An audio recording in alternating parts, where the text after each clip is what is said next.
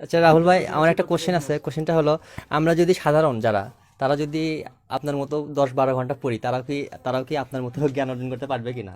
মানে এরকম দাওয়াতি কাজ করতে আরে পারবে ভাই, কিনা? আমার মতো জ্ঞান আমি আর অর্জন করলাম কোথায়? বিষয়টা আমি ওটাই বললাম যে পড়াশোনাটা যত আপনি বেশি সময় দেবেন, সময়টা তত কম লাগবে।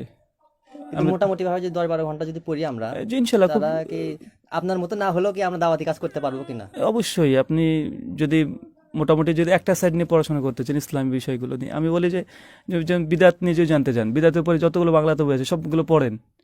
মানে একটা বিদাতের পরে বই পড়েছি মানে যে আমি হয়ে গেছে আমার, এমনটা না। তাহলে কি একটা লেখকের চিন্তাধারাটা আপনার মধ্যে আসলো। আর যখন একসময় 20টা লেখকের বই পড়বেন বিদাত প্রসঙ্গেই, তো 20 জন লেখকের যে অ্যাপ্রোচ করছে যে বইটা লেখার সময়তে 20টা আপনি পয়েন্ট এমনি পেয়ে যাবেন। আর যখন 20টা বই পড়বেন তো আপনার মধ্যে একটা বিদাত প্রসঙ্গে একটা গবেষণা অটোমেটিক বেরিয়ে আসবে। যে আরেকটা ভাই বর্তমানে এমনি কথা থাকে, উনি আসলে সজল নাম, উনি কোরআন নিয়ে রিসার্চ করতেছে।